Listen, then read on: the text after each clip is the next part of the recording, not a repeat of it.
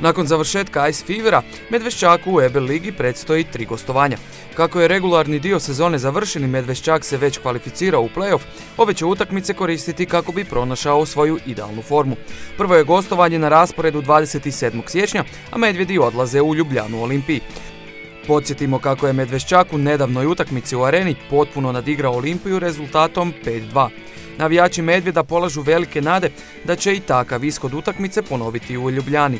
Momčad koja je najviše iznenadila Medveščak tijekom Ice Fevera bila je mađarska Alba. Njihova je momčad gotovo tijekom cijele utakmice vodila. Iako je Medveščak uspio izboriti produžetke, Alba je na kraju pobijedila u samo 30 sekundi prvog produžetka. Mogućnost za iskupljenje i ubiranje novih bodova protiv Albe Medvjedi će imati 29. siječnja. Nakon tog gostovanja čeka ih put u Salzburg. Utakmica s Red Bullom na rasporedu je 31. siječnja. U njoj će Red Bull imati priliku vratiti Medveščaku za poraz tijekom Ice Fevera. Možda neće zabiti 4 gola u nešto manje od minute, možda neće ni pobijediti, ali sve će igra pokazati. Početkom se veljače Medvjedi vraćaju u Zagreb i to na još jedan spektakl. Naime, Šalata Winter Classics već se tradicionalno održava na klizalištu Šalata. Na tom će otvorenom klizalištu uz gotovo 4000 navijača Medvjedi odigrati 2 utakmice.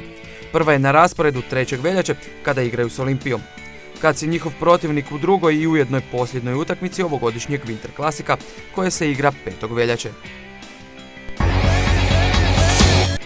Do kraja regularnog dijela sezone u Slo Hokej ligi momčad mladosti odigrat će još 3 susreta. Prvi igraju danas sa Slavijom u Ljubljani. Samo jedan dan nakon te utakmice igraju zaostali susret 26. kola s prvoplasiranim Mariborom. Posljednju utakmicu prije završetka prvog dijela slovenskog prvenstva Mladost igra s Triglavom 28. ovog mjeseca na klizalištu Velesa. Nekoliko prethodnih poraza Mladost su bacila na posljednje mjesto u poretku. Nadamo se da će zagrebačka momčad skupiti snage, volje i želje da u nekoliko posljednjih utakmica skupi što više bodova kako svoju prvu samostalnu sezonu u Slo Hokej ligi ne bi završila na posljednjem mjestu. A to posljednje mjesto hokejašice Griča u slovenskom prvenstvu ove sezone nisu vidjele. I dalje čvrsto drže prvo mjesto, a u sljedećim tjednima prema sadašnjem rasporedu imat će malu pauzu. Naime, sljedeću bi utakmicu trebali igrati tek 10. veljače protiv Olimpije. Tako će imati vremena da izbruse svoju sadašnju i onako izvrsnu formu. Seniori u prvenstvu Hrvatske sljedeće kolo igraju 30. siječnja. U njemu se sastaju Medveščak i Sisak te Mladost i Zagreb. Tjedan dana nakon tih susreta Zagrebov će protivnik biti Medveščak, a Sisak ugošćuje Mladost.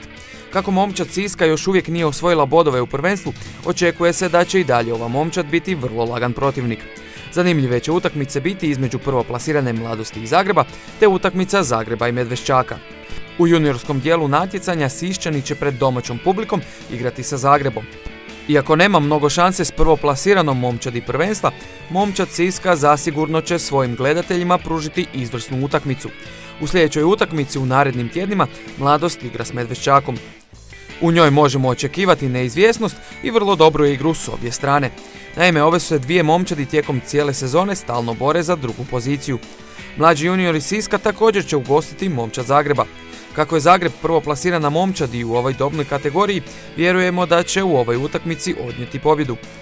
No neizvjesnost se može očekivati kod utakmice Mladosti i Medveščaka.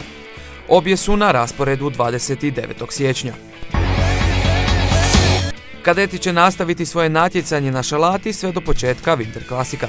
Ako stignete prvi susret narednog kola prvenstva Hrvatske za kadete, možete pogledati večeras u 21 sat na klizalištu Šalata. Svoje će snage odmjeriti Mladost i Zagreb. Na Šalati će već u subotu ponovno igrati momčad Zagreba, ali ovaj puta s Medveščakom. U srijedu 1. veljače kadeti Medvjeda igraju sa svojim vršnjacima iz Mladosti. Nakon ove utakmice slijedi manja stanka od tjedan dana za Medveščakove utakmice EBEL lige. Do tih će utakmica mlađi kadeti na Šalati odigrati 4 susreta.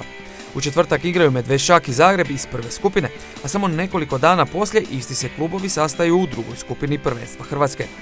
Isti dan, točnije u nedjelju 29. ovog mjeseca, igrat će i prva momčad Mladosti protiv prve momčadi Medveščaka. Posljednja utakmica u ovim tjednima kod mlađih kadeta igra se 31. siječnja, kada se u prvoj skupini susreću Zagreb i Mladost.